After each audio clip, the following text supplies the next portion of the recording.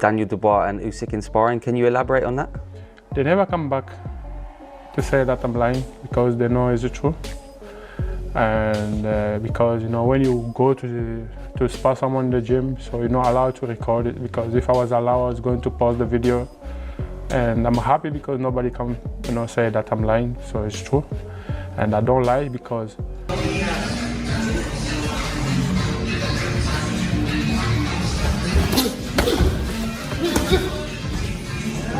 right, and yeah, knocked him down again, and that one to finish him was a big shot, man. And I saw what he was in the gym, he was working with that. Martin Bakole didn't just throw a punch, he dropped a bombshell. Reports are swirling that Bakole not only knocked down Daniel Dubois during sparring, but also shattered the long-standing gym code of silence by going public. He didn't whisper it, he dared Dubois to deny it. But here's the catch. Dubois hasn't said a word, no statements, no rebuttals, no footage to clear his name, just a deafening silence. And in boxing, silence often speaks louder than words.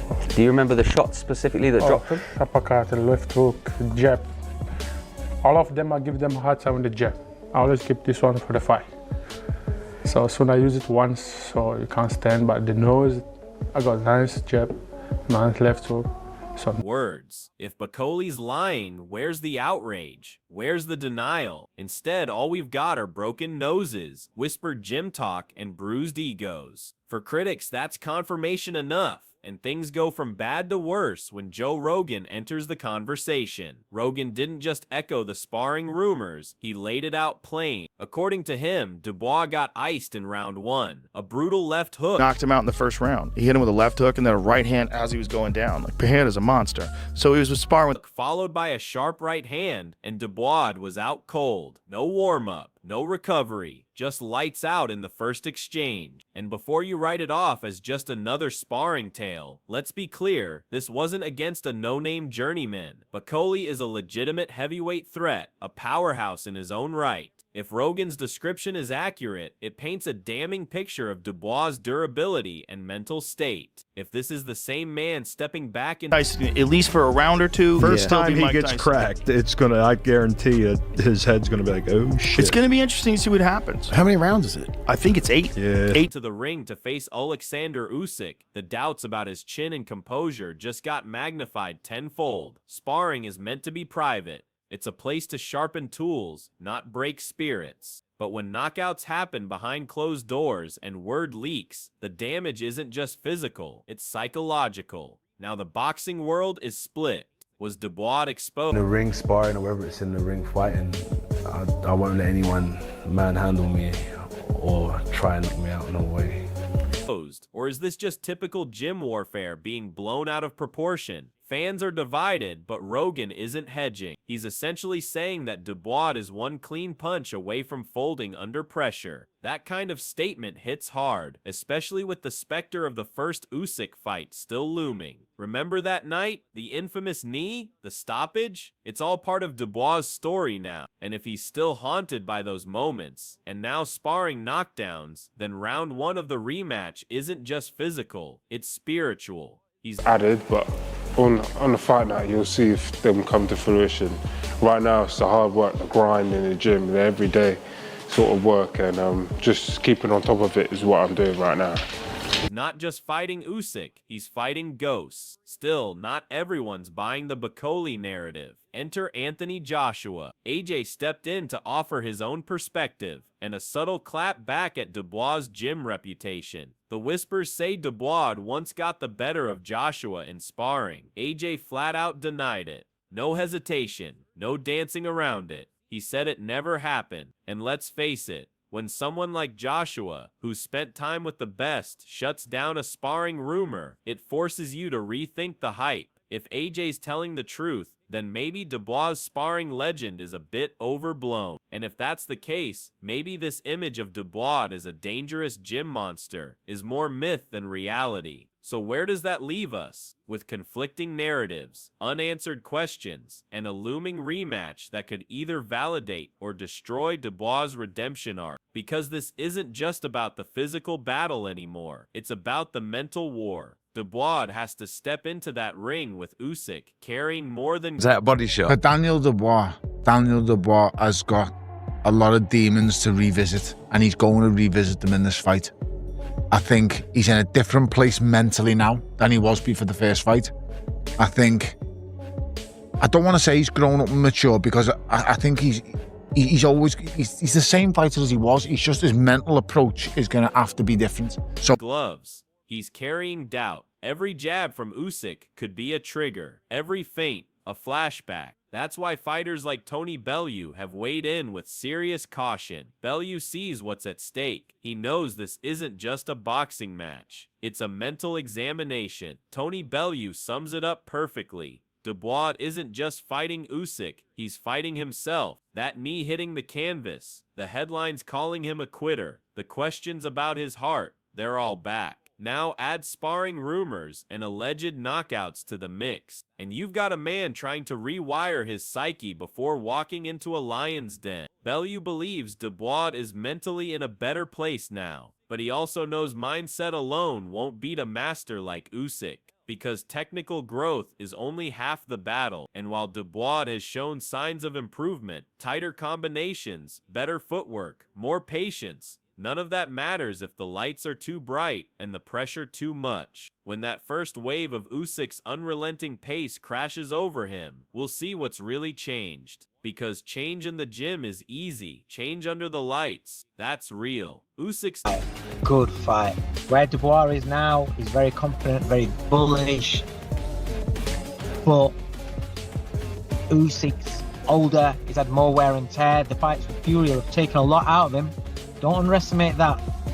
But Usyk's just, he's a different animal. It's a different animal. And ultimately, you got to remember, take away that one shot, whether you thought it was low or not, that one bit of drama. Not here to give Dubois time to breathe. He's going to stalk, pressure, and dissect him. He's going to test whether Dubois' new mindset is forged steel or fragile glass. And if those mental demons start whispering in Dubois' ear mid-fight, there's nowhere to hide. That's what makes this rematch so dangerous. You can't fake confidence. You can't bluff toughness. Not with a technician like Usyk across from you. And just when you think the conversation around Dubois' mental fortitude can't get deeper, Dave Coldwell jumps in with more perspective. Coldwell, one of the sharpest trainers in the game, doesn't sugarcoat it. He acknowledges Dubois is mentally in a different place now, more mature, more focused, but he also makes it clear he's still the same fighter. Physically, technically, not much has changed, so the mental shift has to carry the load. Coldwell breaks down the fight in layers. On one side, a bullish Dubois, convinced this is his moment. On the other, a proven warrior in Usyk, unbeaten, unflinching, and as sharp as ever. Coldwell highlights something crucial: wear and tear. Yes, Usyk's been through wars. I say, if he was fighting anybody else other than Oleksandr Usyk, I would pick him to win. But what they're convinced... You think he is number 2 heavyweight in the world right now? Yeah, absolutely. I still think... Against Joshua, Chisora, Fury, the miles are stacking up, but Coldwell delivers a reality check. Mileage only matters if the will breaks, and Usyk's will, untouched. Even when Dubois landed that controversial body shot in their first meeting, low or not, Usyk didn't crumble. He bit down, regrouped, and returned with sharper, nastier intent. That's not what a fading fighter does. That's championship resilience in its purest form. Dubois might be confident, but blind confidence is a dangerous mask, and Coldwell knows Usyk doesn't fall for masks. He rips them off. Usyk is a nightmare puzzle for power punchers. Slick footwork, feints from hell, angles you can't train for, and a gas tank that doesn't stop refueling. Dubois might believe he's evolved, but belief won't help when Usyk turns the ring into a maze and starts leading him down dead ends. Yet not everyone is fully dismissive of Dubois' chances. Duke McKenzie offers a more balanced, but still cautious, take. He sees growth. He credits Dubois for maturing, for learning that brute force alone doesn't win fights at the highest level. Duke notes that Dubois is placing shots better, managing distance. What Dubois' team are clearly overlooking is the fact that if Dubois raises his game, then Usyk will raise his game. Usyk isn't shot, he's not over the hill. He's got plenty of miles left on the clock, I believe. And I think if whatever Daniel Dubois brings to this fight, Usyk. And finally thinking inside the ring. That's real progress. But then comes the caveat. If Dubois were fighting anyone else, that line stings. It means Mackenzie sees improvement, but not enough. Not enough to overcome a fighter as complete as Usyk. Because Usyk's genius doesn't just lie in talent, it lies in his ability to adapt. He studies, he adjusts, he elevates. Dubois might land something early, but can he sustain? Can he adapt when Usyk switches rhythm and tempo? That's where the elite separate themselves. And Mackenzie believes that Dubois, though rising, is still a level or two short of elite. Against most contenders, Dubois' growth would be enough. But Usyk isn't most contenders. He's a once-in-a-generation puzzle solver. And Dubois still looks like a man searching for all the pieces. So where does that leave us ahead of Usyk versus Dubois 2, with a rematch that feels as much psychological as it is physical? Dubois says he's changed. His team says he's sharper, smarter, stronger. But against a fighter like Usyk, talk is irrelevant. The only truth is what unfolds under the lights. And when that bell rings, we'll find out if Usyk is a class act, a mature individual because he's older and wiser, comes from a completely different background. But Daniel Dubois is growing into himself. This will be one hell of a fight. This will be a proper fight, like all of the Usyk fights have been. The sparring stories were warning signs or just background noise. Because if Usyk smells any hesitation, any crack in Dubois' confidence, he won't let it go to waste. He'll exploit it, amplify it, break it. That's what elite fighters do. They don't just beat you, they reveal you. And on fight night, the world will see the unfiltered version of Daniel Dubois. The only question is, will it be redemption or repeat collapse? When Duke Mackenzie says Usyk will still find a way, he's not speculating. He's reflecting on a track record built on cold, hard evidence. Usyk's brilliance isn't hypothetical, it's proven. We've seen him dismantle world-class opponents by doing what most can't. Think faster, adapt quicker, and break fighters down mentally and physically. While Dubois' camp may believe they've built a new version of Daniel, stronger, smarter, and more dangerous, they might be missing the one factor that makes Usyk such a nightmare. His mind. Usyk doesn't just fight, he solves puzzles. He reads opponents like chess pieces and adjusts his strategy move by move. Dubois could come in with a new game plan, better footwork, more composure, and heavier hands, but Usyk will... I'm going to go with what his manager said, what Usyk's manager said, Aegis. Aegis came out, he said, this time, we're not fighting Daniel the boy, we're fighting Daniel the man. And I think that's the difference. You know, since that Usyk fight, which he was an underdog going into, and he showed that his punch power and hurt. We'll find the angles, the openings, the rhythm. That's the difference. It's not about having one explosive round. It's about consistently winning the mental and physical battle, round after round. And that's where Usyk has always separated himself from the pack. But while Duke Mackenzie tips the scales toward Usyk based on track record and ring IQ, Simon Jordan offers a more balanced perspective. Jordan recognizes the greatness of Usyk, the polish, the fundamentals. The iron will forge through tough fights and tougher training. He comes from a school of boxing built on suffering, repetition, and unshakable belief. Yet Jordan doesn't discount Dubois either. He sees a young man slowly growing into the role he was once expected to fill. Jordan highlights something many forget: Dubois is still developing. That Joe Joyce defeat looms large in his past, but it also forced growth. It humbled him. Since then, he's been finding his voice, sharpening his weapons, and striving to evolve into more than just a puncher. And that's key because Usyk fights force you to bring your best. You can't show up flat. You can't coast. He makes every fight proper, because anything less and you're getting exposed. Dubois, with his raw power and imposing frame, has... What now is a different machine. Self-confidence will be... And time waits for no man, as the saying goes. I just think that this is a fight it's exciting. It's a good fight.